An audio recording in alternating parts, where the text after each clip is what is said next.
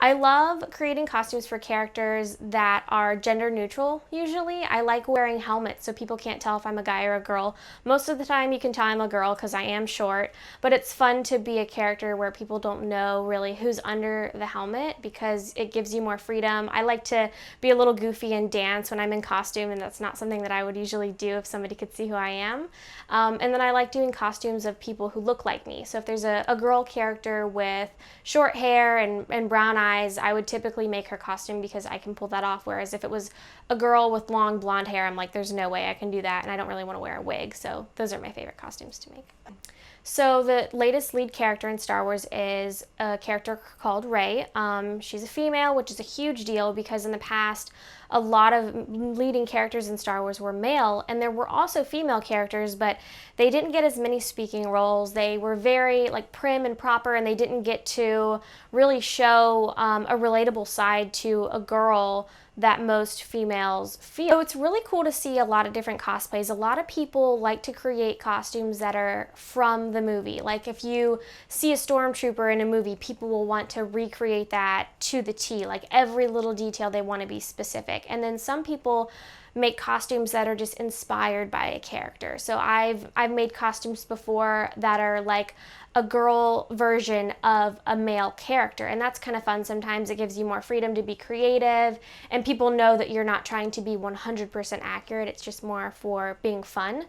And then there's costumes that are gender bent, so sometimes girls will cosplay guy characters and sometimes guys will cosplay girl characters. That's not something I typically do all the time, but it's sometimes fun to do. But my favorite form of cosplay is recreating costumes the most accurate way I can because it sort of tests my skills, it gives me a challenge, and whenever it's done, people are really impressed with what you've made. My love for Star Wars started from birth, basically. My mom grew up watching the movies. She grew up in the 70s, so when Star Wars first came out, she went to the theater and saw it, and she instantly fell in love.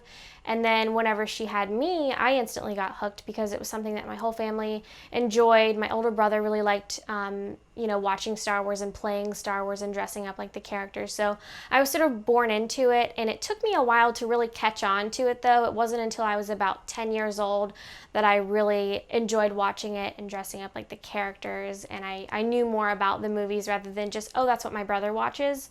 So it definitely started from my mom. My fiance, years ago in 2010, I saw him at Star Wars Weekends at Disney, which is an event that they hold yearly. And I saw him and I knew who he was because he was a cosplayer. And he cosplays a very well-known character in Star Wars. His name is Anakin. The whole story of Star Wars is about Anakin Skywalker. And my fiance happens to look a lot like the actor who portrays him.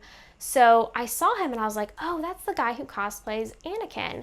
And I was too shy to talk to him. I was like, nope, he's not gonna know who I am. Let's not do this. So I ignored it and I didn't talk to him that year.